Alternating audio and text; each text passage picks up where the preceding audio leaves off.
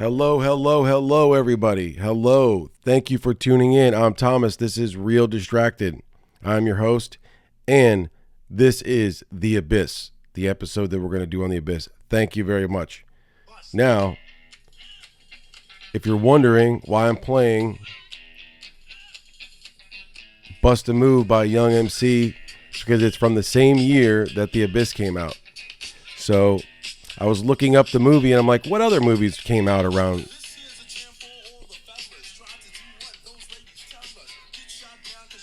Anyways, yeah, so 1989 is when The Abyss came out, and I go and I want to see other movies that were out around the same time as The Abyss, and then I'm like, oh, what about the, which I'll get into, I'm like, what about music? What was out around then? And there was so many great songs. That song, the B-52's Love Shack was out. But anyways, this is not a podcast about music.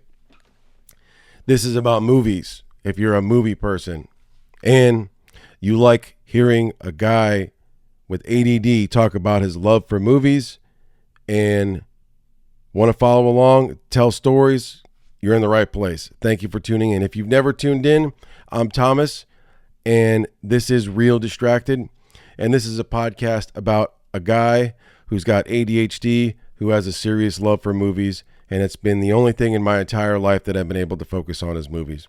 Wanted to be a filmmaker since I was 6 years old.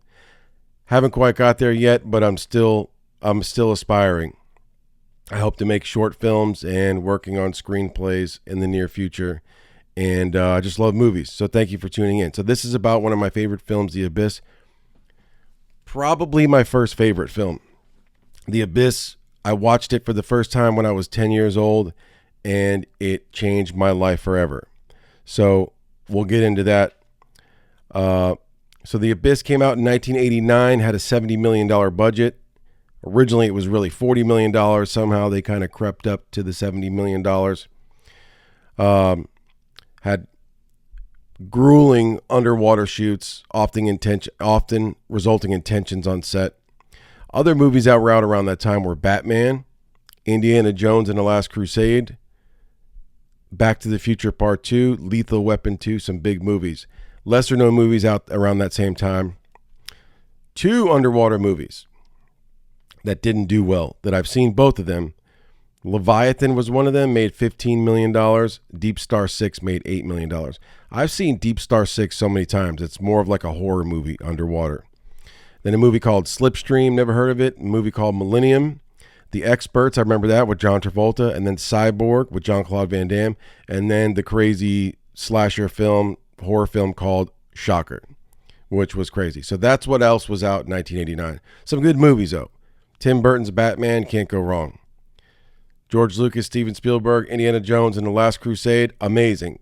That was amazing. That was the one with, and then Back to the Future 2, one of my favorite movies. Then Lethal Weapon 2. So some great films that came out around the same time. So we're going to get into the movie The Abyss, and this is going to be this episode we're going to talk about.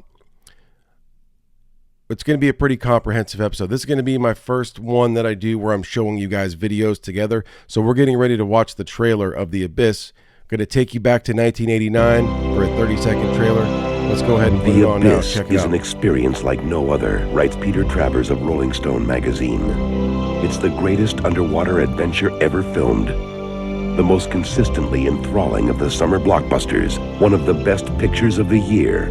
It's also something even more unexpected. A love story of shattering impact. The Abyss.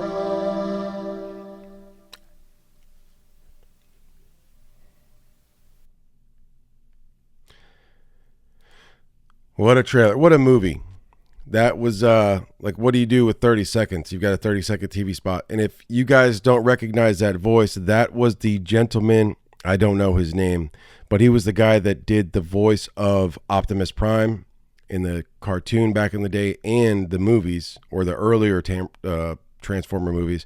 And he also did every other fucking trailer that you can think of. Excuse my language. Every trailer that you remember back in the day, especially big movies, that guy was the voice. That was like the formula. Get this guy to do the voice. So The Abyss, like I said, came out in 1989, and I go all over the place, so I'm gonna read. I've got some structure for this one because there's a lot that I want to cover. We're gonna cover The Abyss, the movie itself, and we're gonna talk about my favorite filmmaker of all time and the person that if I could meet anyone alive to spend the day with, it would be him. And that's been my choice forever, probably since I was a kid, since I found out about mainly The Abyss and then Terminator, like loving Terminator. So The Abyss follows a group, if you've never seen it, The Abyss follows a group of deep sea oil rig workers led by foreman Virgil Bud Brigman, who that's played by Ed Harris. And they're all recruited by the U.S. Navy to assist in a search and rescue operation after an American nuclear submarine mysteriously sinks near the Cayman Trough.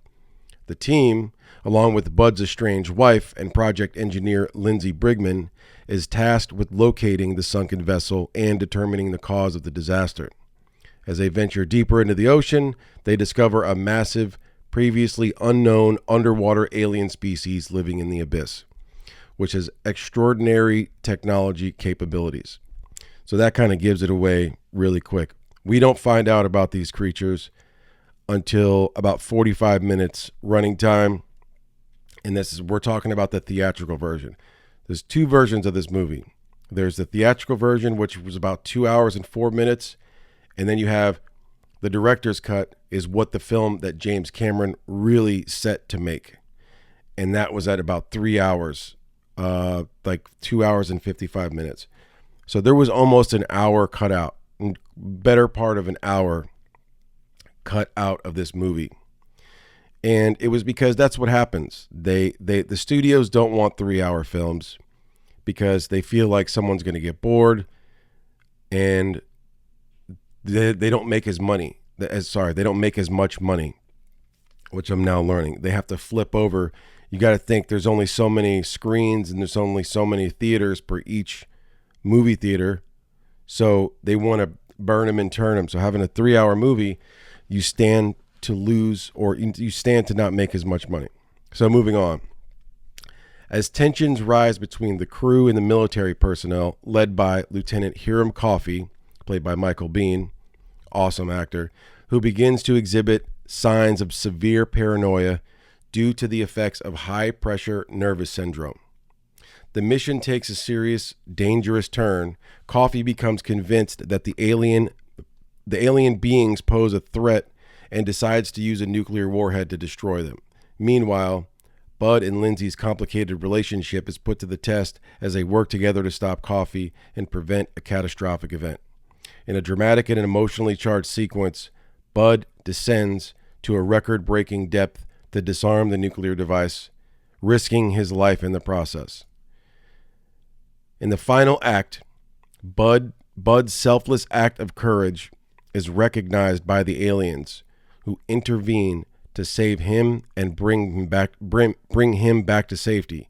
The aliens reveal their presence to the world by raising the entire oil platform and the surrounding ocean floor to the surface, leaving humanity with a powerful message about the potential consequences of its destructive behavior. The film concludes with Bud and Lindsay reconciling, having gained a renewed appreciation for life and each other, as they witness the awe-inspiring and peaceful intentions of the extraterrestrial beings. So that was a pretty good breakdown. I just gave away the whole story, so spoiler alert, post-spoil. So it's 1989. But me talking about the plot and giving the plot away of this movie is definitely not going to ruin it for you. Kind of adjusting my mic, so I don't know if I need to be up so close. I need to turn my gain up. Turn my headphones up. Make some adjustments here. So, even me giving away the plot of the story, it doesn't take away from the film. in how beautiful and amazing this film is. The making of the movie is incredible. I do not know of another film that was as hard to make and as ambitious and as risky to make. And if anybody else has one that they know of, I would love to hear it. Really, I'm being sincere. Email me. I encourage all my listeners to email me to say hi. If you want me to give you a shout out, I usually do a segment where I ask a question, and whoever answers the most interesting, the question in the most interesting way, I'll give you a shout out. My email is realdistractedpod@gmail.com, REEL distracted at gmail pod@gmail.com. But yeah, I don't know of another movie, but we'll get into that, to the making of. But the story is beautiful. It opens up with what gravitated me towards this film. So it doesn't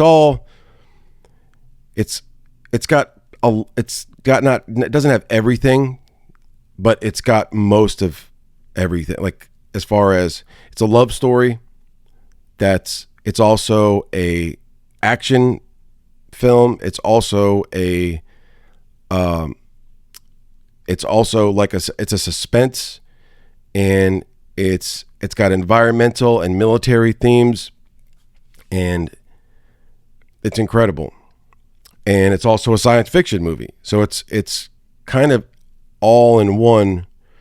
I hate to say that, but it covers a lot of bases for interest. So the film opens up with a U.S. nuclear sub being tracked by something. You don't know what it is. The Navy guys don't know what it is, but they're being tracked by something. And at the time, this is left out of the theatrical version. But there was more. I didn't know this until yesterday, but the film was based in 1994 when it was filmed in like 87, 88, and it was released in 89. So they purposely set it 5 years ahead. And it was a cautionary tale. James Cameron was trying to be an anti-war film, because we just finished up with the Cold War. 1989, America had been going through the Cold War for over 20 years. Like, everybody, I remember being a kid going to school and then doing like in first grade, I remember learning how to like hide under the desk, and that, being talked about mainly more of my parents' time, but so moving along. So the sub is going through this canyon underwater, trying to outmaneuver and hide from whatever is tracking it. And this thing is speeding, and it's this tense moment. You don't know what it is. The sonar guy is saying it's coming at us bearing whatever, like bearing 080, and it's coming at us 30 knots, and that's fast underwater. Then it's saying it's coming at us 80 knots, and he's like, nothing. The Russians don't have anything. They think it's the Russians. There's nothing that goes 80 knots. And then eventually it's going to hit them, they think, and it says it's coming at us at 120 knots. 120 knots is over 100 miles an hour underwater. There's like nothing that moves that fast. So something is coming at them. It doesn't impact them. It doesn't crash into them. But what it does, whatever it is, it knocks out their electrical, everything electrical on the ship. And they only have emergency, like battery backup. But the whole ship, it's lost hydraulics, it's lost its controls, and it can't see because it's got no sonar. So because it was navigating through, what you find out, it was the underwater aliens being curious just to see what they were doing. But because it was traveling in this canyon, just a few moments of having no sonar and being running blind, as they say, it crashed them and it killed them. It broke the hull open. They all drowned. So like I read earlier, the oil rig guys they're on an experimental underwater oil rig platform. The Navy SEALs come down, and the wife, soon to be ex-wife, who's Lindsay, who's a doctor. She designed the whole thing, so she's like the smartest person around. James Cameron does a good job of making awesome women characters. That she wasn't the lead, she was one of the leads, but like Sigourney Weaver, in Alien and Aliens, or he didn't do Alien, but in Aliens, Linda Hamilton, Sarah Connor in the Terminator movies. So it's the same with Mary Elizabeth Mastrantonio, who was cast perfectly. Ed Harris was the whole cast for this film was amazing. Michael Biehn playing the crazy villain who is the Navy SEAL lieutenant who checks out, loses his mind. The movie's amazing. And what stands out the most about this film is that the actors are really underwater and it looks beautiful. Now I'm going to get into the making of the movie, which is my favorite part. If you've never seen The Abyss, I really, really suggest this movie. I'm not a movie critic, but this I would rate very, very high. I'm not going to give a number out of 10 or 100 or anything like that, or a letter, but it's definitely up there. Like if I have 100 movies, this is going to be in the top 2 or 3 for me, because of what it did. Like, this is what it did for, it made me, as a kid, I still am, I always loved science. That's probably why I love James Cameron's movies so much, is because at heart, the guy is a scientist. He actually became a legit scientist after making movies, but that's what he went to school for. We're going to talk about him. So, let's talk about James Cameron. So let me read you the movies that he did. So the first movie he did was Piranha, but this is under his belt. The Terminator is his first controlled. His first directorial debut. Budget is $6.4 million. The movie grossed $78.3 million worldwide. Then he made Aliens 1986 with a budget of $18.5 million, which is fucking crazy. It made $183 million. Then he made The Abyss, budget of 70, and I don't really see how much that grew. I think it was like 100. It basically made its money back and a little bit, then some a little bit. Then he went from The Abyss, then the big one, Terminator 2, budget of 102 million, made 502 million. Then after that, he went to True Lies, 1994, which is amazing, 115 million, made 378. Then Titanic, which at the time was the most expensive movie that's ever been made, $200 million, and it broke the record for the most grossing movie. It made $2.2 billion worldwide. Won 11 Oscars, including Best Picture and Best Director. James Cameron got his Oscar for Best Director. Then after the Titanic, there was a huge gap. From 1997 to 2009, there was Avatar. And then after Avatar, it was 2009. Then the next one was the second Avatar, 2022, Avatar: The Way of Water. And what's interesting is what James Cameron was doing in between those two. In that, whatever that would be, that 13-year gap, he actually went to, I'm going to get into him. Let's talk about the man, the myth, the legend, James Cameron. First, I'm going to play a clip. So check this out. This is a little clip from the documentary of The Abyss, but this is a little clip kind of about James Cameron. Check it out. First recorded, by the way, this is, like he says at the beginning of this clip I'm about to play, first recorded dialogue ever underwater, and he did that. They created for the film they created the technology to be able to speak to each other and see each other's faces underwater. Check this out. On film for a theatrical motion picture in the history of the world. The effects industry at large were in awe, really, of what everyone had accomplished in all the different departments from the different houses, because it pushed the technology so much further than we had gone before. What The Abyss gave Jim was a vision of what the needs were for underwater filming and underwater storytelling. He wants people to relate to the oceans, and he wants his path of exploration to inspire other people to explore, to wonder, be curious. He's learned through all his projects about deep sea equipment, exploration, and ultimately kind of leapfrogged that whole world. Jim's experience of working in the water and the respect he gained influenced how he did Titanic.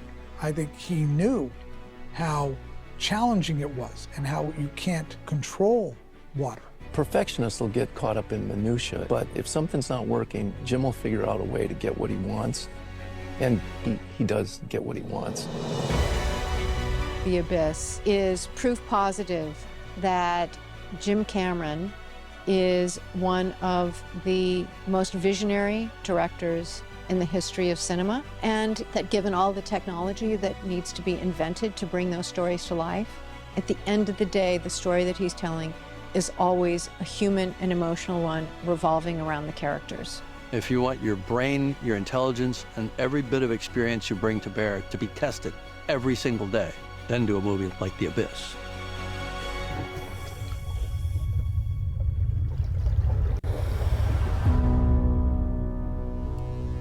And at the end of it, you're going to feel a very, very intense sense of accomplishment. I saw these things. I touched one of them, and it wasn't some clunky steel can like we would build. It glided. It was the most beautiful thing I've ever seen.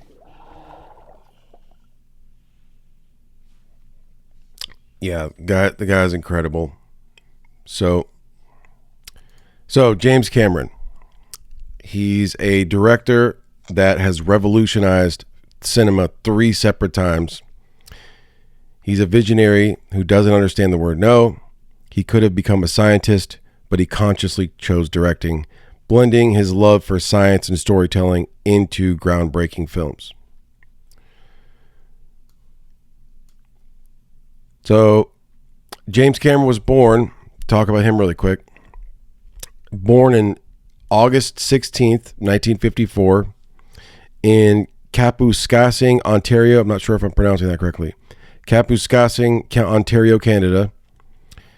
James Cameron is the eldest of 5 children. His father, Philip, was an electrical engineer, and his mother, Shirley, was an artist and a nurse.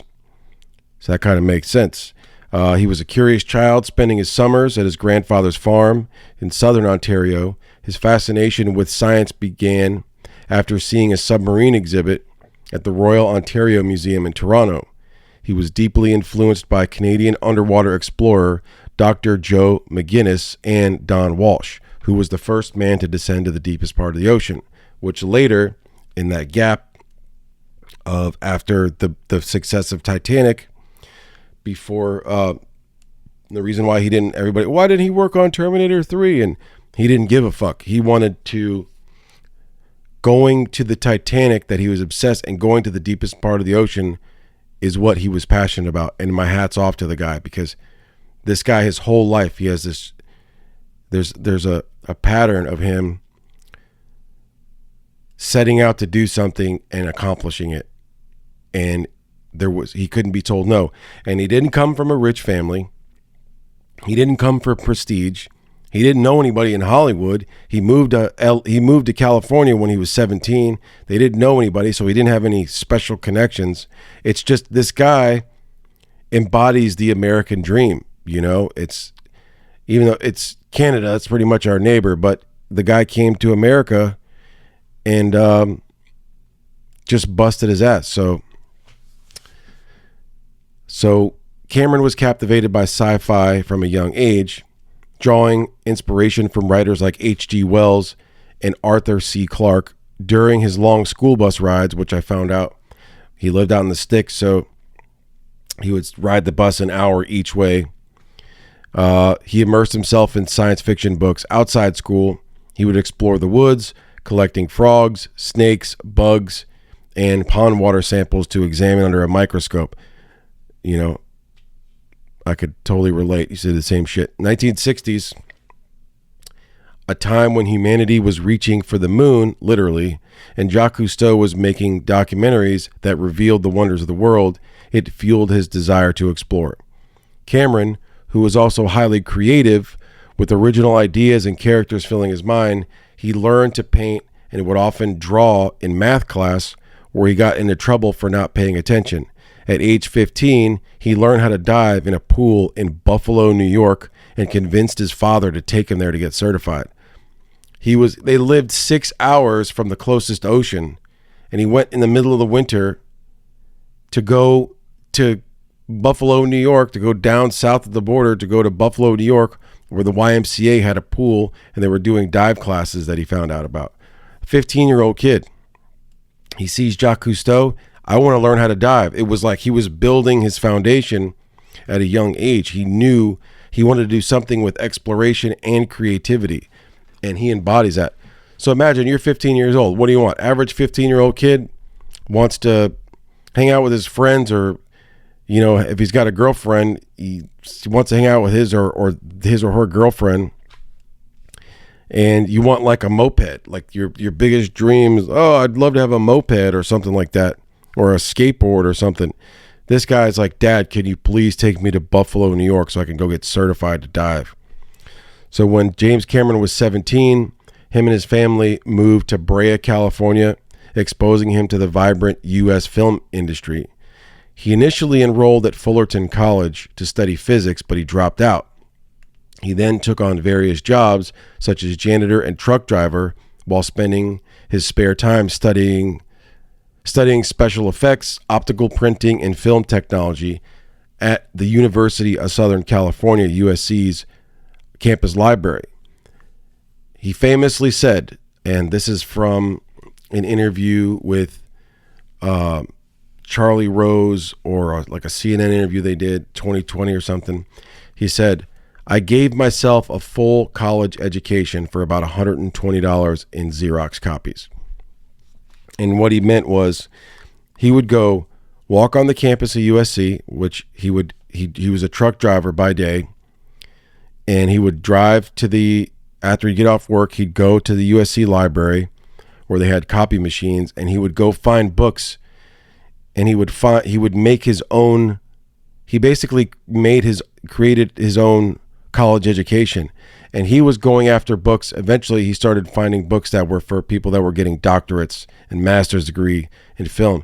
He learned the chemistry of filmmaking, what it takes to process film.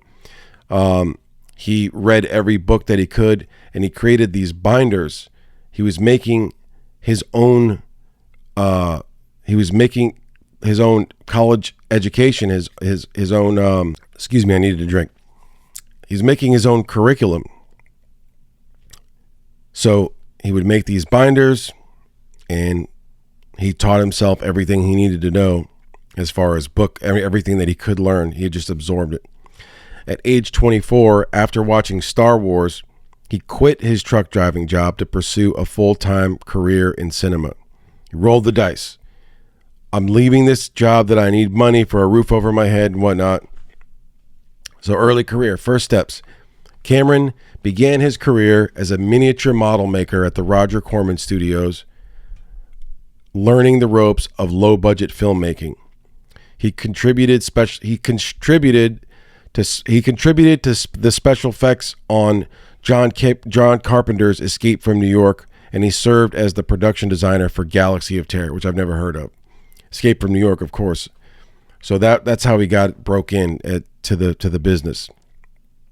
His first directorial job, Cameron's directorial debut, was Piranha 2: The Spawning, 1982, a low-budget sci-fi film that became a challenging experience due to his lack of creative control. The original director, Miller Drake, quit, and Cameron stepped away mid through production. To attend post-production, this story's amazing. To attend post-production in Rome, he spent his entire advance on a plane ticket and survived by eating leftover food from other people's trays. The fatigue and malnutrition led to a flu-induced nightmare about a metal skeleton crawling out of flames, which inspired the Terminator. He was super sick. He got this like sick virus flu thing where he had like 104 fever, and it's just incredible how the guy was chasing his dreams. He didn't have the only reason why he got the director was because they fired or the guy walked off, this guy Miller Drake, who he later worked with. But nothing went to waste for James Cameron, because even on what I read was even on the set of Piranha 2, which was a big turd of a movie, the miniatures that they used for, I guess there was like fish flying out of the water and going after people. He used that technology and those special effects, and he brought that to Aliens, the sequel, with the little aliens running around. So nothing went to waste. It's the same thing with Terminator. The Terminator, the scenes where it's in the future and there's a bunch of skulls on the ground, and there are all these the T-800s walking around trying to kill humans. There's these airships that are flying around shooting at people. Well, those are the same miniature airships that they used in Aliens, the sequel. So the guy really knew how to work with what he had. So the technology from Piranha 2, he actually brought over to Aliens, which I thought was interesting. And then he just had this dream. That's where the Terminator came from, which is so ahead of its time. The guy, you could do a whole story on just about James Cameron and how he was talking about AI in the early 80s. Nobody knew what AI was. It was just artificial intelligence. Oh, that just sounds interesting. Now we're using it on a day-to-day basis. Anybody that owns a new Samsung or a new Apple phone, they have AI built into them now, which is crazy. So this guy was so ahead of his time. So in 1982, Cameron wrote the story for the Terminator, but he struggled to sell the script because the studios didn't want an unknown director. Gail Ann Hurd, who ended up becoming his wife, Gail Ann Hurd agreed to buy the script for $1 if Cameron could direct it. The two worked together, eventually marrying, though their marriage lasted only for 4 years. During the making of The Terminator, Cameron met his future wife, Linda Hamilton, who played Sarah Connor. So he wanted to direct it so bad that he took nothing for the script that he worked so hard on. He's like, I don't want to get paid for it. I just want to direct, which is so smart. The success of The Terminator was a massive success, establishing Cameron as a rising star in Hollywood. The film's success allowed him to pursue more ambitious projects. Then Aliens and further success. 1986, Cameron's sequel to Ridley Scott's Alien was both a critical and commercial triumph. His ability to blend action with strong characters, particularly female leads like Ellen Ripley, played by Sigourney Weaver, became a hallmark of his work. So I'm really not old enough to remember. I didn't know a lot about filmmaking. I was a kid. I was born in 80. But I would probably want to gamble to say, if you had a questionnaire and you said, how many people have watched which film more, either Alien, the original, or Aliens, the sequel? And I would probably bet that more people have seen the sequel. The Alien was groundbreaking, and the similarity between James Cameron and Ridley Scott, who created Alien, was they both had a fascination and appreciation, respect, and admiration. Should have just used that one word. They had an admiration for Stanley Kubrick, who created 2001: Space Odyssey. So Stanley Kubrick, who is this genius filmmaker and storyteller, he creates 2001: Space Odyssey, which just blew everyone away. Ridley Scott wanted to do like a thriller version of that with an alien on the loose that could actually hurt you and kill you. And James Cameron wanted, with The Abyss, he wanted to do The Abyss. He's quoted as saying, if I couldn't do underwater with The Abyss what Kubrick did with 2001 Space Odyssey, I don't want to do it. So a lot of filmmakers, you're not copying the ones that you love. It's just like art. Quentin Tarantino does the same thing. He is openly, people, I've seen videos where they're just bashing him because he's like a thief, but he's taking pieces of what he loves and it's, create your own thing out of it. So leading up to The Abyss, interest in underwater exploration. Cameron's fascination with the ocean and underwater exploration began early. Inspired by deep sea explorers like Jacques Cousteau, he was eager to create a film set underwater. During this time, Cameron was married to Gail Ann Hurd, who produced several of his early films. However, the intense pressures of filmmaking strained their marriage, leading to their eventual divorce. The character of the connection between her and the story writing of The Abyss is, I think he kind of based the character of Lindsay, Mary Elizabeth Mastrantonio, on Gail Ann Hurd, and he loved her. This story was a love story, even though in what I'm reading from what I've created my notes, he started writing this when he was 16 years old. He was trying to go back in the stories that he had written, and he's like, oh, I want to do an underwater story. So that's James Cameron. We talked about the story. Now, my favorite part, I want to get into the making of The Abyss, which is, like I said when I opened up the show, it's amazing. So most of the film. Okay, so I'm going to read this, and then we're going to be done, and then I'm going to show you another clip. So, Cameron wrote the script for The Abyss in the late 1980s, drawing from his interest in marine biology and science fiction. The story revolves around a civilian diving team that encounters an alien species in the depths of the ocean. Filming challenges. Most of the film was shot in a specially constructed underwater set in an abandoned nuclear reactor in I think it was called Haffney, South Carolina.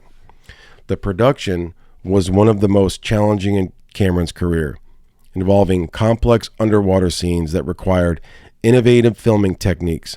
Actors, including Ed Harris and Mary Elizabeth Mastrantonio, spent hours submerged in water, facing severe physical and emotional stress. Ed Harris reportedly broke down in tears due to the grueling conditions. And there was an actual time when he almost died. That's why he broke down in tears.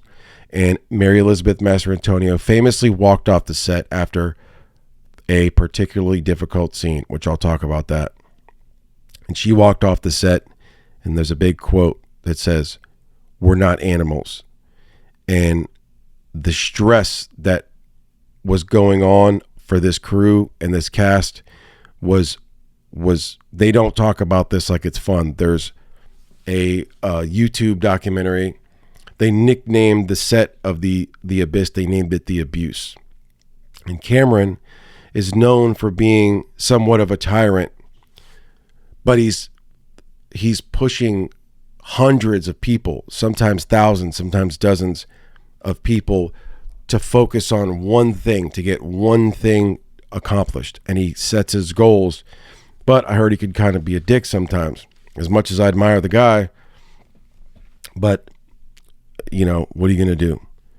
Some people love him, some people hate him. So, she walked off the set. The breakthrough, which I'm going to talk about. So, really quick, let's talk about this tank. Let's watch the video first. Let me show you guys this video. This is in South Carolina. This is a tank that they had found.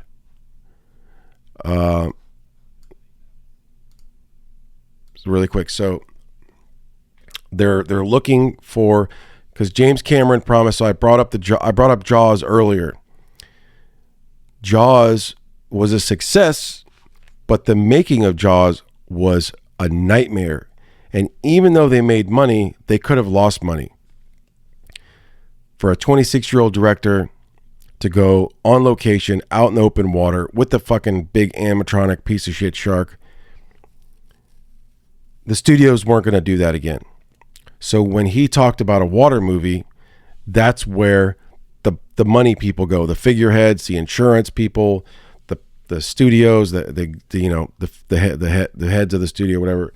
They're like, what about Jaws? He said, no, I promise you that I'm going to outsmart that problem. I'm going to film it in a controlled environment. Oh, okay. So that kind of tuned their ears perked up. He said, I can do it for $40 million. And remember, this was Fox's golden boy. He had made Terminator, which grossed like 10 times profit. He had done Aliens, which grossed even more. And it was like both were huge successes. So it's like, all right, well, let's give the guy a chance. Give him a budget to get the movie. So they're looking for, where are they going to film this? Where are they going to do this? Are they going to do all? And he's a miniature background person. So James Cameron is a master miniature person, but he knows how to blend the actual effects and the miniatures and sometimes he's blending all three. He's using big sets with miniatures, and he'll use visual effects at the same exact time and blend it together where you don't even notice. Seamless. So I'm going to watch this clip. This is from the DVD documentary of The Abyss, which is one of the newest ones. And it's them talking about the tank. Check it out. The tank. Somehow or other, they found this nuclear power plant in Gaffney, South Carolina. It was abandoned in mid-construction out in the middle of nowhere. Jim went down there and noticed this enormous cylindrical structure off in the distance. So he goes over, they climbed up this construction crane. They looked down, and this nuclear reactor containment building, and it was 200 feet in diameter and 55 feet deep. You know, I think it just clicked into Jim that this is my tank. It sounded insane. You'd see photos of this thing, and it was just, partially completed containment vessel for a nuclear core that was never installed, contrary to myths that I've read since then. It wouldn't have held water in that condition, much less be someplace where you could film. We built the set essentially knowing that it was already going to be in the water, and that was a daily battle. People in the art department were still painting the rig at the time that the water was filling in the tank. And the sets, when they were built, had to be able to hold 1 atmosphere of pressure. In other words, 30 pounds PSI. Because they were submerged up to 30 feet deep in that big tank in South Carolina, and they would implode if they were normal sets. So it had to be built like a real submarine. So it was pushing the envelope into what we had been doing in years past. We had chlorine problems, pH problems, water leakage problems, and a large part of what we learned on The Abyss translated directly to when we built the filming tanks in the studio for Titanic, and even a bit to Avatar, how to work in water, we knew what the problems were going to be. Standard question, but what's the biggest challenge so far in shooting? Living, surviving. Yeah, so that's incredible. They found this tank, and there's also an interesting fact was there were goats everywhere. So they're in the middle of nowhere, and I'd like to do some more research on that specific site where they just decided to start building. I mean, that happens with construction. It happened in Tampa too. And when the recession happened, they were going to build these towers, and then they just stopped. So whether it was funding or they decided something that, I don't know, who knows, some water sample, who knows, the ground wasn't what they thought it was. But, why they just stopped building that nuclear power plant, who knows, but it worked out. It was like a huge blessing for them, the film, the crew and James Cameron and everybody. So they're working on this set. There's 2 million gallons of water. There was a river nearby, so that's where they got the water, and they had to build this filtration system to filter the water out. And James Cameron, as I would, like, you want the water to be ultra clear. So they had to get the pH right, and they had to get a lot of chlorine. So this thing was just filled with chlorine, and there was so much chlorine that the crew, who were not in the suits that the actors were in dry suits, which it did, like, wetsuits are when you when it's neoprene, water goes through the wetsuit, but it forms a waterproof barrier inside, and it holds water and it keeps your body heat. So there's like a millimeter between you and the neoprene, and it lets water in. But they were wearing dry suits, which is completely, obviously, hence the name dry suit. But there was so much chlorine that it first started bleaching everyone's hair, like the lighting guys, the electrical guys underwater, the safety guys. So their hair got bleached, and then eventually started falling off because there was so much chlorine. Ed Harris actually got his hair bleached. He had to recolor his hair because he was doing, him and another guy another actor they had to do scenes where they were swimming without suits underwater, where they were trying to go fight the bad guy. So that's the tank. So another interesting thing about the making of this movie was the groundbreaking, if you remember Terminator 2, the liquid metal, the T-1000, the famous T-1000, that liquid metal looked so cool. Well, that technology came from the Abyss, if you don't already know that. So James Cameron wanted a water tentacle. The aliens, so there's a part of the story where the bad military guy is separated. He's already kind of flipped out. Everybody's stressed out. They're worried because Lindsay had already saw the aliens and taken picture, and the guy who's experiencing these I'm gonna say psychiatric, but it's from pressure. He has these psychosis is what it is. I meant to say. So he's going through psychosis because of the pressure, and they said it affects 1 in 20 people. Everyone's asleep, and the water tentacle comes in, and what it is the aliens just checking on the people. It was like their version of like an ROV, like the unit. Even one of the actors in the story says maybe the tentacle wasn't one of them, but it was like them inspecting us with one of their tools. So the water tentacle comes in, and it stands up. Even though came out in 1989, it stands up to technology today, which is incredible. So I'm going to play you a scene on that's about they call it the pseudopod. Check this out. This is from the documentary. Check it out. One of the things that Jim does that's just amazing is to continually top himself within a sequence. Oh, wait, it's okay. It's never quite over with. The pseudopod comes out, right? Comes into the room, and they look at it. You'd think that'd be enough for most directors, but no, that turns into a face and then turns into the other person's face. And then she goes up and she touches it. And that's like shocking enough to touch this weird thing. Then she tastes it, which is very strange.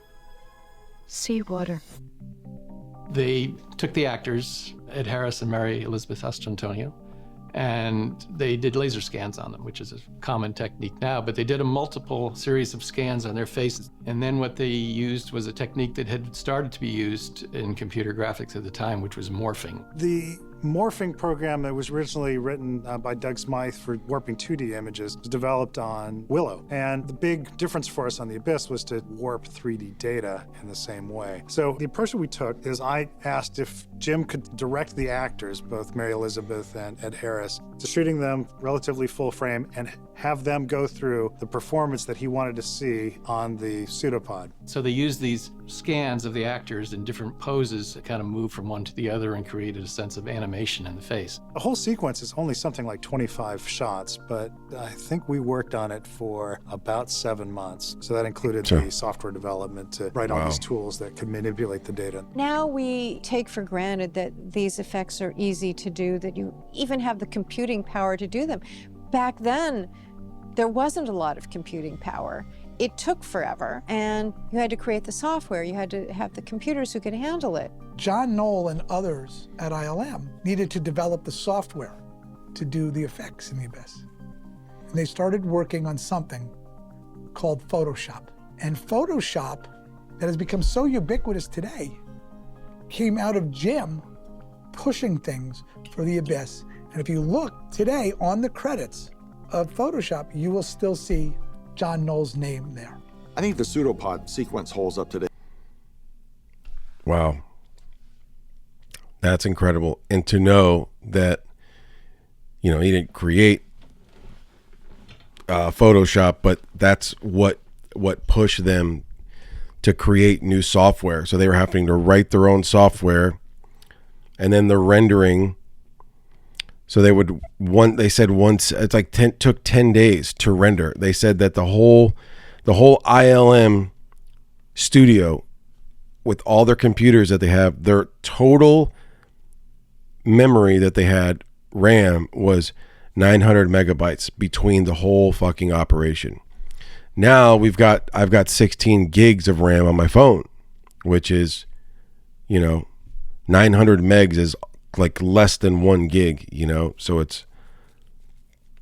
it's really incredible.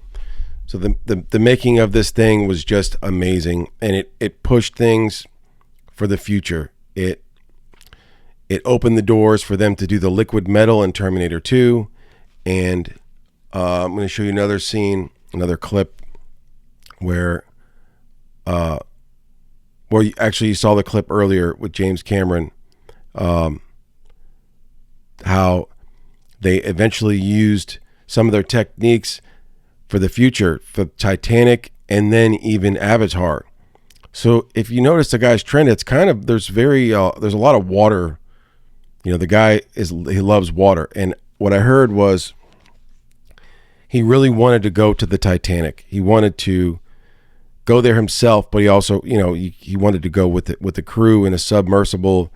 And when he was pitching the Titanic idea for Fox, they're like, okay, so there's going to be some action?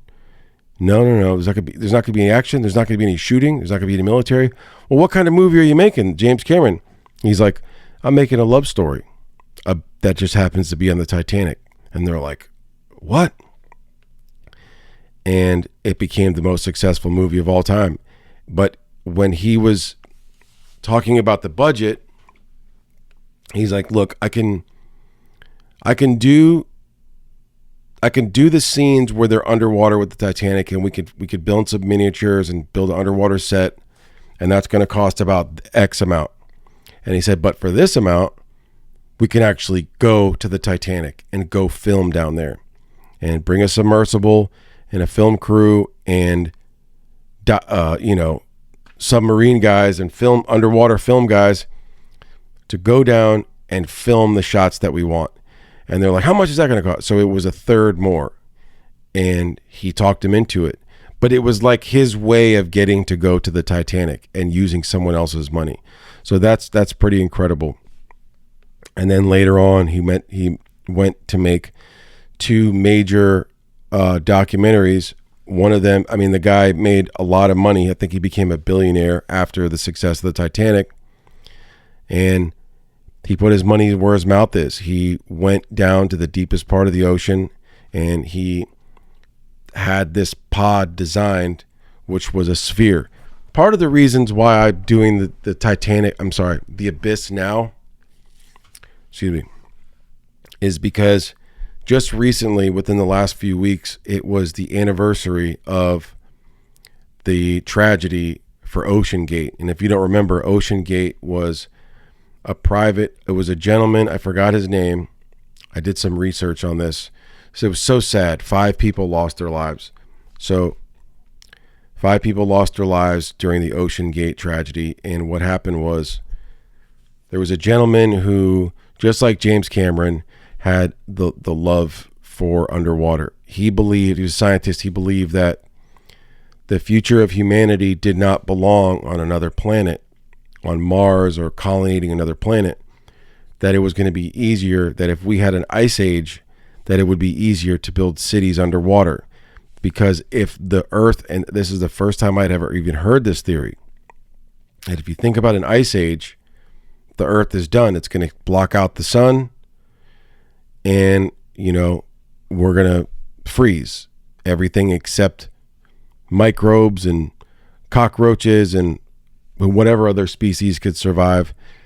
They're going to die, except the ones under the deep ocean, because under the ocean, there's thermal pockets. There's way down, there's species that live near the lava coming out, you know, these geothermal pockets. So the guy who started Ocean Gate, but he was overlooking safety regulations, and he was just pushing the envelope, and he didn't want to use steel. And one of the things that James Cameron talked about was he knows a lot about, because of the pod that he built. That's why I'm trying to talk about this.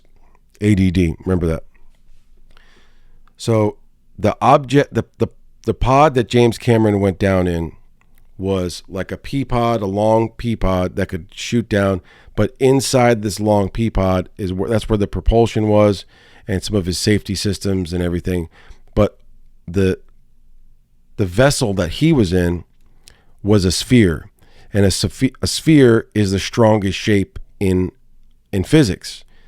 It's the strongest. So they used steel. They used, I think, stainless steel, like a very refined steel, and they built a hatch that was perfectly smooth with the sphere. And that was what kept James Cameron. He went all by himself, went to the very deepest part of the ocean, and he went down, collected some samples, and came back up.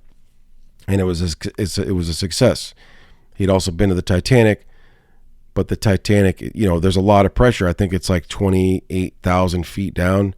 I might be wrong. Maybe it's 16, but it's enough to where they say that in that depth, that if you imploded, you died from the implosion. Your brain takes 25 milliseconds to react to something, that the implosion took 2 milliseconds. So the people that were there, there wasn't pain. There was painless death, but it's still sad. So that's what made me want to do The Abyss. And then, so The Abyss is a survival movie. You know, it's a movie about survival, because they end up getting disconnected from the top side. They have their life support and their communications. They're all on their own at the bottom of the ocean. And what are you going to do? How are you going to think your way out of this problem? And it's such a great movie. Just visually, it's beautiful. It's definitely one of the best movies I've ever seen. One more thing about the making of the movie was, I told you they invented these helmets that didn't exist for diving. We're going to watch another clip. Check this out. This is the clip. The dive shooting is Check it out. really exhausting. It's got to be the biggest sort of physical and mental challenge I've ever had, because I've got to do all my normal stuff, and then I've got to do it underwater, you know, in a medium 800 times denser than air. Ready. Have a good trip. Yeah. Hey, look. Jim, being the director that he is, was underwater with the actors. He was in the tank longer than anybody else. They had a great deal of underwater, and we were going to do dialogue with actors underwater. That had never been done. I mean, nobody had a clue how to do that. And I said, well, we're going to put them in helmets. We'll build helmets, and we'll figure out what we want them to look like so we could photograph them inside, and, you know, we'll train them. We'll train them to dive. First, he wanted to be able to see the actors' faces. So much is communicated in an actor's performance through their face, not just through their eyes. And traditional commercial dive helmets, you would really only see this much. That wasn't enough. So we had an entire vetting process. We had to make sure that the helmet design worked, that it was truly safe. You all right? Air's on. Hey, just wait till we get air up on you. You want to do a mic check? That'll do. Okay, very good. All right. There you go, boss. Obviously, Jim was going to be in the water, the crew's in the water, and so how are you going to communicate? We built an underwater PA system. That's incredible. So just the way that this movie got made was just incredible. There's probably some stuff I'm leaving out, but I wanted to tell the story. I'm going to end with what I brought up a little while ago about me almost drowning. And so what happened once when I was a kid, my mom used to take me to the beach every Sunday after church. We lived in Fort Lauderdale area, or I think we lived in Fort Lauderdale or like Pembroke Pines or something like that. But I think we were pretty close to the inner city at that time. And my mom would take me, single mom, only child, she'd take me. We'd go to church on Sunday, and then which was downtown Fort Lauderdale. Then we would go to the beach for a little while. And that was like my favorite thing to do. But one of the times she took me to the beach, which I was surrounded by water when I was a kid. I love water so much. But I guess she had me in her arms, and in the Atlantic, there's what they call a riptide or undertow current, and you can't see it. And sometimes it's very close to shore. And there's also waves. The Atlantic compared to the Gulf is, can be pretty rough at times, and there's bigger waves. So I guess a wave splashed, and it just hit her and just took me out of her arms. I don't know how old I was, 2, 3, 4 maybe. And the current took me away and just started taking me down the coast. She didn't see me. She freaked out. She's screaming for help. Help, my baby. Someone help me. Someone help me. And I don't know if it was a lifeguard and or other people, but there was, within, I guess, a short time,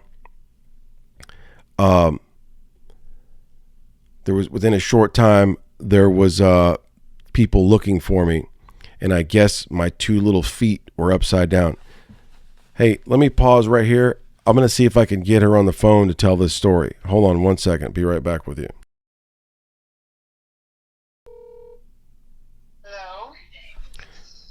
Hello. Hey, Mom, you there? Yeah, hey, sorry about that. I just had the phone away from my face. That's all right. Hey, I'm recording my episode right now. If you don't feel like talking, that's all right. But I just wanted to ask you a brief story. I'm doing The Abyss, and I'm talking about underwater. Sure. So I'm talking about the 2 times in my life that I know of that I almost drowned. One of them was about 1.5 years ago, and the other one I was a kid and I don't remember. So I'm trying to tell a story that I've only heard from you. So I wanted you to tell the story of what you remember happening. I'm talking, listen to listeners. Say hi, everybody listening. This is my mom. Say hi, Mom. Hi, listeners. Hi, Thomas. Thanks for answering. Happy Labor Day. Yeah, happy Labor Day. So what I was telling everybody, just to fill you in, I'm talking about The Abyss and the anxiety of the film, of feeling like you're trapped underwater. And the movie ended up becoming, it's a survival story and much more, but the connection that I have with water. So what I said was that was talking about how we used to go to church every Sunday. We lived in Fort Lauderdale area, and then we'd go to church in Fort Lauderdale, and then we'd go to the beach after church. Was that one of those times that happened, the day that happened? Yes. We used to put our bathing suits on underneath of our church clothes and pack our lunch and sandwiches. And you were you were just 2 years old. Okay. It was July or August of 1982. You were just 2 years old.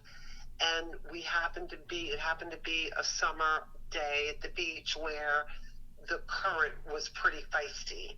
And I was holding you, and I only had you, it couldn't have been any more than knee deep in the water because I was pretty careful. Mm-hmm. And you were just learning how to swim, and you loved it, and you were pretty frisky, like you were ready to sort of, you wanted to try to jump and swim on your own. And a wave came up and literally took you out of my arms. Mm. And so there was 1 or 2 people sort of standing next to me in the water. So I started yelling for help. And it seemed like forever, but it probably was only about 30 seconds, probably at the most. And all of a sudden, a gentleman standing next to us with his family saw your little feet sticking up, straight up out of the water, and grabbed you by your feet and wow. picked you up and place you back in mommy's arms. Wow. And that's what traumatized you. Wow. And it traumatized me too. Yeah, I can't imagine. I mean, every second would have probably felt like an eternity of that. It did. It felt like an eternity. Like I said, it might not have even have been 30 seconds. That was maybe the most. You were, choking and you were okay. You didn't have any water in your lungs or anything, so it might have even been, a little less than that. Mm-hmm. And after that, between the ages of 2 and 6, if I could expound a little bit, we continued to go to the beach. From that time, I waited a few weeks, from that time until you were 6 years old. When we were going to the beach, you would not go in the water. So I remember that. With a friend, when we went with family members, I would leave you sitting there, and I would say, "Okay, Mom's going to go in the water now," and you would actually scream at me to not go in the water. So I tried every which way I could to show you that it was going to be okay. And then when you were 6 years old, at your 6th birthday party at this little pool we had in the apartment we were living in Fort Lauderdale. Yeah, Oakland Park. I picked you up and threw you in the pool. Yeah, I remember. Because I was swimming. I was a strong swimmer. I remember I would swim in the shallow end, but I was afraid of the deep end. And then I remember you caught me, because I was already a strong swimmer, so you knew. So as a parent, you were trying to get me over the fear. Yeah, I remember that. Well, it was sort of a planned event, because one of our friends that was there, an adult, I had been researching it and talking with other people about it, and it was actually a little bit pre-planned, because I wasn't going to do that without another. It was Tom that was with us. I wasn't going to do that without another adult being there in case I panicked. Yeah. And Blip picked you up, threw you in the pool, and that was fine. Started screaming and huffing and puffing, and that lasted about 3 seconds, and the next thing I knew, you were just swimming in the deep end, swimming to the other side of the pool. Yeah, thanks for telling that story. Forward all these years, if you remember, you and I watched The Abyss together for the first time. I don't know what year that movie came out. Yeah. The 80s maybe, or the early 90s. And now, to this day, that remains, for both of us, one of our most favorite movies. Yeah. Yeah, thanks, Mom. I appreciate it. Yeah, I remember being afraid. I remember running. The wave would come up, and it's hard. Now that makes a lot of sense, because it's hard to piece it all together, because I love the water so much. And anybody that knows me is like, there's no way, but I remember the waves would come up and I wouldn't even let the water touch my toe. I remember just running away. And I have fragmented memories. I'm like, why would I do that? I love the water so much. Why would I do that? But that's from probably that memory of being a child. And from that moment forward, from 6 years old on, we went to the beach so frequently that every summer I would buy you a new set, and I always bought you like a good set of fins snorkel. And mask, and I would sit by the water, and you would swim up and down with your snorkel for hours and hours. I would have to chase behind you to put sunscreen on your back. That's how, seriously, and that's how quickly and bravely you overcame your fear of the water. And now flying horses couldn't keep you out of the water today. So yeah. Well, thank you, Mom. I love you. Have a great day. Yeah, thank you, Mom. Love you, buddy. Love you. Bye. Have a good podcast. Thank you. I love you. Yeah. Wow. What an incredible story. I didn't know that I was 2, and now I'm going to talk about the time that I had almost drowned as an adult. But going back, like I said, I remembered the water coming up, being about 5 or 6. I remember there being like a 4 to 6 year period, like 4 years old to 6 year period, where we went to the beach all the time and I would just run away from the water. And those are some of the memories that I have. I'm like, why why was I doing that? I love the water so much. But we had a pool. We lived in an apartment, and it was like the inner city of Fort Lauderdale, the area called Oakland Park Boulevard. And we lived in these apartments, and there was a pool there. And I remembered I loved being in the shallow end, and I was like a strong swimmer, but I was so afraid to go. If the water went deep, I'd open my eyes under the water, and I could see it going, the pool going down, however it was, 6-7 feet. And I would be scared, and I didn't know that it was pre-planned. I remember the day that my mom pushed me in, but after that, I got in the water all the time. So I'm glad that she did that. So let me not keep you too much longer. Let me give you the end story. So it's about a year and a half ago now. My girlfriend and I, Sarah, we went down to the Keys, and I had not been to the Keys since I was 14. So now I'm in my early 40s, and we're going down to the Keys. And it was like redemption for me, because the last time I went to this place, I was about 13 or 14.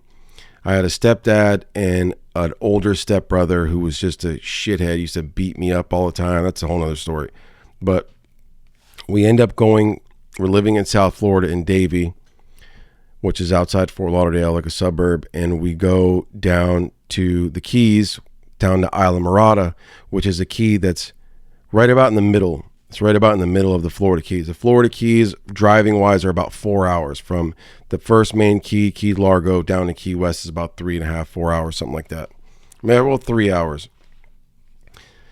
And Isla Mirada is about in the middle, and it's beautiful water.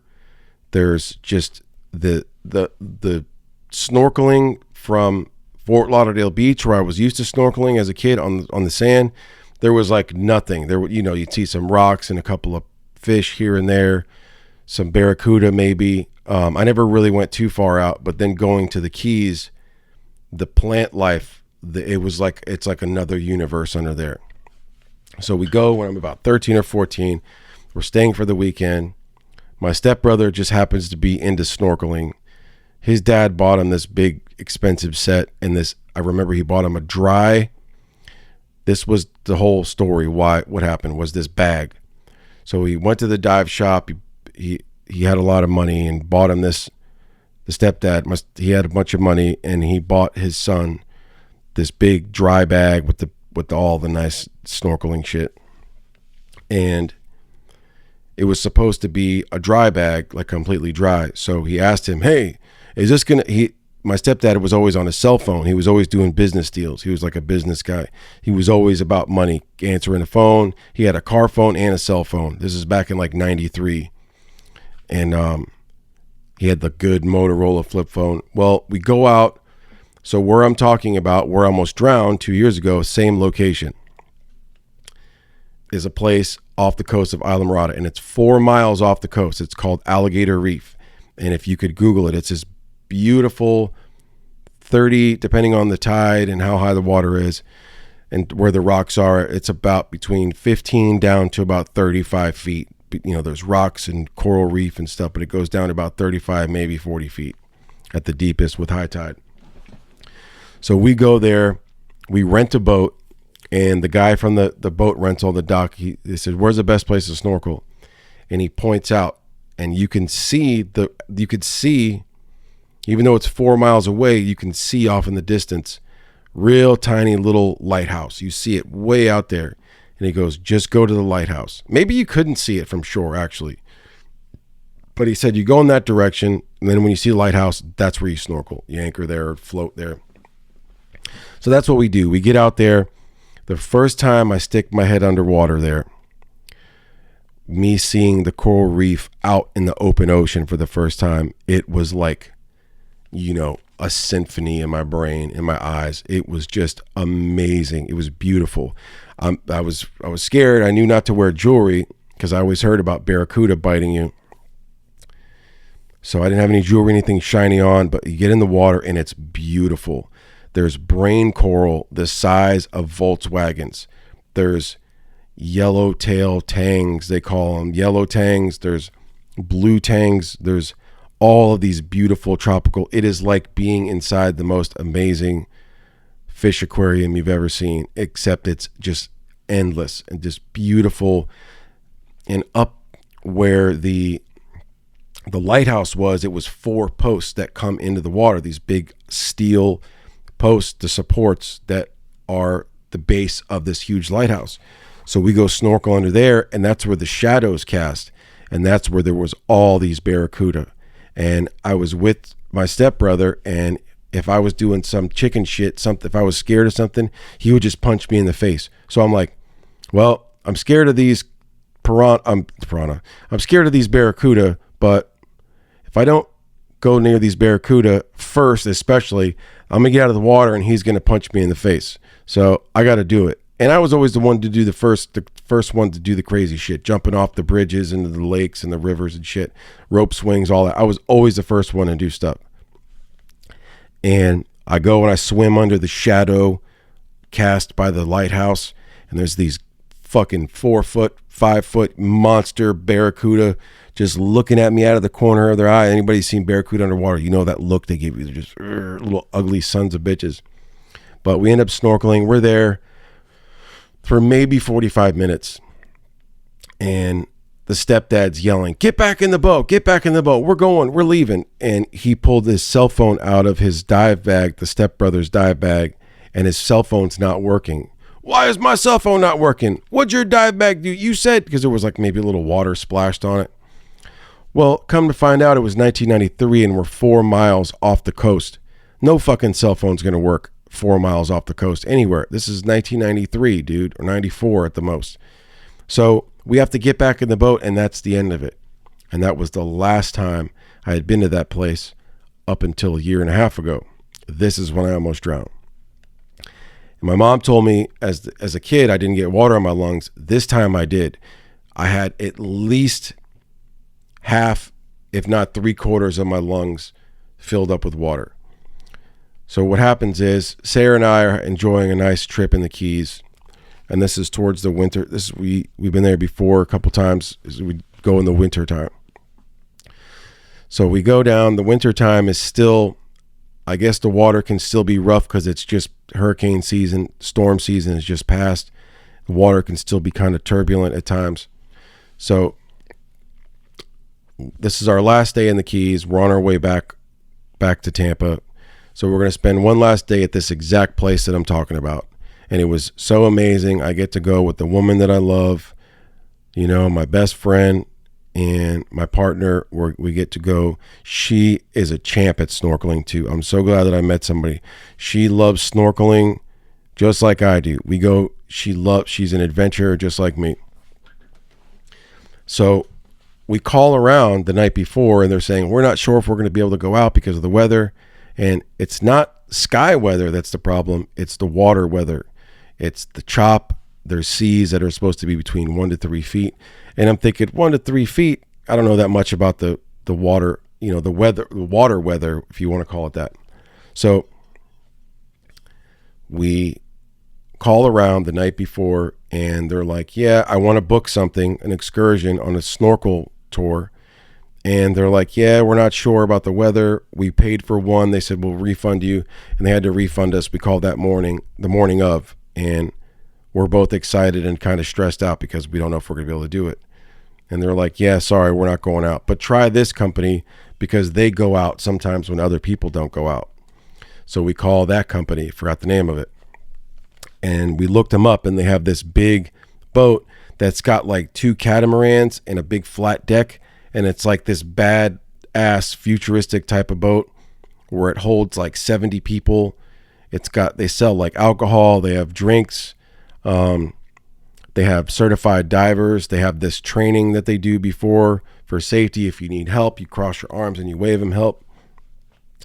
So we get out there and I see the sky's beautiful. Very few clouds in the sky, bright, beautiful, sunny day. Water looks great, but we're getting out there and there is chop, but this water, this boat is like this new type of boat that you might have seen. Some ferries are like that. They kind of cuts through the water with these catamarans. So we get out there, the guy flies out there. That's the only reason why his crew and his company was able to go out that day. We get out there. There is no other boats out there except one little dinky boat, one little tiny boat. So we want to go by the lighthouse. That's where I envisioned going back for the first time, was going back to the lighthouse. But he kept us like a mile away from it because the water was so rough that there was like coral reef over there that could fuck the boat up. So I don't know why. He just kept us away over there. And I think he said the water is more turbulent over there. He knew the area. So he said, this is going to be our best spot. It's like a mile away. And I'm with my girlfriend. And she's like, oh, I want to try to swim over there. And I'm like, I remember her saying that. And I'm thinking, no. And I'm at the stage of my life. I have anxiety now. It's just something I struggle with on a day-to-day basis. Sometimes it's not that bad. Sometimes I have really bad anxiety. This is one of the times in my life that I was having really bad anxiety. And I needed to lose weight. I was out of shape. I hadn't started exercising quite yet. I was just out of shape. I was probably about 25 pounds heavier than I am now, even though I'm still, overweight. I'm still trying to lose weight now as everybody else is. But, anyways, we get out there, we get in the water, and I see why most people aren't going out, why there's no other boats out there, like one of the most pristine diving and snorkeling spots in the world, if in the US, if not the world. The water is going like this, boom, up, down, like it'll drop like 6 feet and go up, because you could look down and see the bottom. Where the boat was, we were maybe about 20 feet deep, 20 to 14 feet deep, between the water going up like this. And the water wasn't as clear as I remember it because of the turbulence. It was kicking up sand, but it was still beautiful. We saw a sea turtle. We saw a bunch of big grouper. We saw a lot of coral reef. So the first 15 minutes, she's trying to book it out to the lighthouse, and I'm just trying to stay close to the boat because I'm like running out of breath, and I'm fighting this water, and I start panicking, and I see her trying to go out towards the lighthouse, and I use all of my breath trying to yell for her, hey, please come back, please come back. She couldn't hear me. She was far away. Even if you're not that far away, you can't hear. Most of the time your ears are in the water. So I run out of breath trying to yell, and while I'm treading water, which can be exhausting. So I get exhausted and I fucking panic. And they gave us these, every single person that went out, there was about 40 of us that all went out. There's people all spread out everywhere, just kind of around the boat, just like peppered in the water. And there's this one little boat that's next to us that's like a couple 100 yards away from where we were. And my girlfriend's gone. She's trying to swim a mile away, going towards the lighthouse. I'm going, hey, I run out of breath. And then there's like a lady, I don't know if she was like from Russia or Turkey or Morocco. She had an accent. I don't know exactly. I couldn't pinpoint the accent, but I'm running out of breath and I can't tread water. And they gave us these, it looks like a life jacket. It's a little flappy, thin thing it was just like choking my neck. It felt like I was being choked. When you needed an inflation device, you blow in it. When you didn't want to use an inflation device, you could just let the air out of it. So I was also using my breath trying to blow into this thing, and I was just out of breath, and I was like, I'm going to die. And I could not keep my head above water. I was so exhausted. The waves are coming up. I start panicking and breathing hard. That's when I think I started inhaling water. So I inhaled some water, and my breath is even getting shorter. I'm going, it was the scariest thing. It's one of the most, if not the scariest thing that's ever happened to me in my life. And we make it between me and that lady that was helping me. She's trying to flag down the captain of the boat that we're on, and he's like 200, 300 yards away. I'd say, I don't know, about 200-300 yards away. And the little boat in between us and our boat is about 50 yards away. So I make it with this lady screaming, please help him. He needs help. She's like, what's wrong? I'm like, I can't breathe. I can't breathe. And she kind of assisted, swam next to me until we got to the little boat. And I felt so constricted, like because of this thing around my neck. It just made it worse. It just thinking about it's making me anxious. So I get on this guy's little boat, and immediately I had my swim shirt. I take my swim shirt off. I take that thing off my neck, and I take my shorts off. So now I'm just in my boxer briefs with my butt hanging out. I just look insane, and I wasn't embarrassed because I felt like I couldn't breathe. And I'm like, I'm going to die. I'm going to die on this stranger's boat. My girlfriend, I don't know where she is. She doesn't even know what's going on because she's just off swimming just like everybody else is, just like everybody else should be swimming. And the captain starts blowing his whistle, and he alerts everyone. Everyone get back on the boat because he knows that at this point there's an emergency. But the big boat that was anchored off and the little boat that we were on, he couldn't come over because there was people in the water. So he had his main focus was the bigger picture, everybody on the boat, get everybody back in the boat. And I would totally go on with this company again. But the little boat that I got on, the guy was a dick. I'm like, please, I'm begging him. I couldn't breathe. I don't know if I'm having cardiac arrest. I'm saying, with my breath, I'm saying, please take me into the hospital. I'm going to die. And he's like, calm down. The worst thing you can do to say somebody what's having a fucking anxiety attack or something serious like this was more than an anxiety attack. He's like, oh man, just calm down. I can't move. I can't go anywhere. I got 3 divers down below. I can't leave. And he's like yelling at me to calm down. And this poor lady, she left and had to go back to the boat. And I'm just breathing like I don't know, like 1/20th breaths where it's just like, and that's all I could breathe over and over and over and over. And I could just feel me blacking out. And then I just remember leaning over the boat and like pushing into my stomach and like going down and water just coming out. And it was in my stomach. I probably swallowed a bunch of water too, but I had seawater just coming out of my lungs. I'm trying to cough, but I can't. I'm just like, and I felt so much pressure that the water just started coming out of my lungs. And then I was getting a little bit better breath, but I was still panicked. Even though that was happening, I thought I was dying. Get me to a hospital. Because I thought, just like watching The Abyss, where he's got to defibrillate the woman to bring her back to life, I thought that that's what they were going to have to do to me.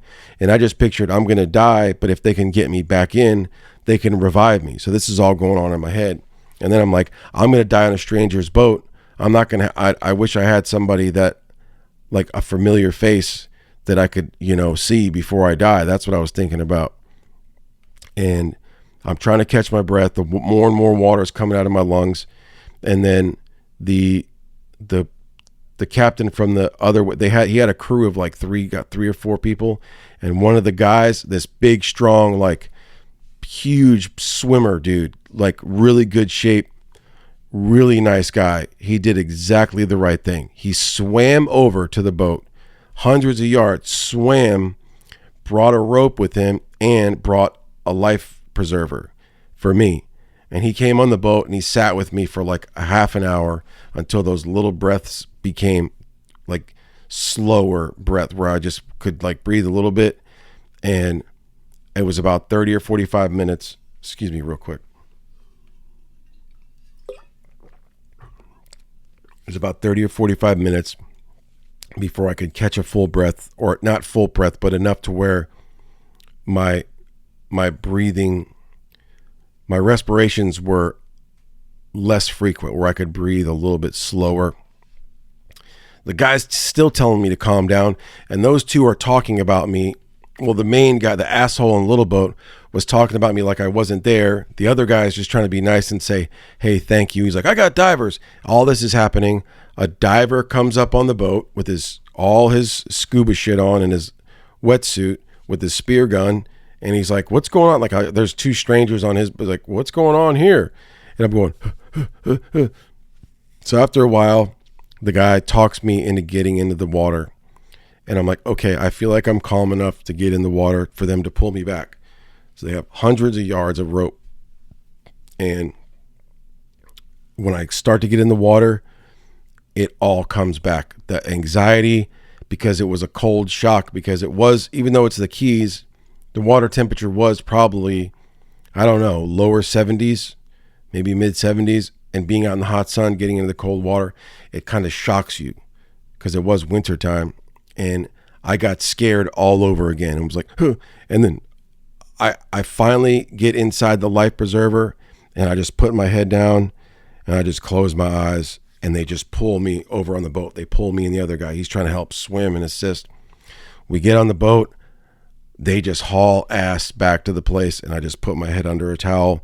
And the whole time I'm just gurgling. Every breath I have, there's still water in my lungs. I'm going like this nasty sound. Sarah's felt bad. She didn't know what the hell was going on. We go back in. There's paramedics waiting. And by then I caught my breath a little bit. But as I exhale, you could hear the water. So we left. We went back. We actually had to finish. Our trip was in Miami for another couple more days. And I got sick after that. I had some kind of lung thing. I know I got COVID, but I got COVID after that because I probably had some bacteria or something in my lungs. That's what happens, why you get pneumonia. But it was a very, very, sorry about being long-winded, but it was a crazy story. And I thought I would tell that story because when I think of The Abyss now and I rewatch it, I'm never going to forget about what happened. But I still love the water. I still go snorkeling. That was one of my favorite things to do. We've been back to the Keys. We went to the Bahamas. We went on a boat, went snorkeling, and I had a blast. It wasn't as far out, but it was on a boat and a coral reef. So I'm still interested. We're going to get certified to dive. We've been meaning to do that for the last couple of years, but I think this year is going to be the year. I think we're going to do it in the winter time. But hey guys, this has been Real Distracted. Thanks for hanging in there with me, and I appreciate you guys. And anybody that wants to email me, if you got a cool story to tell me, you want me to share on the next episode, the listener question of the week is going to be, what's your favorite James Cameron movie and why? I'll talk about that. Or if you have a crazy story that has to do with the water, being in the water or at the beach, ocean, email me, and the person that's got the coolest story or the most interesting, I'll say interesting because it might be sad, I'll mention it on the next episode. So hey, this has been me. Thank you guys very much. Real Distracted, The Abyss. Thank you. See you next time. Bye.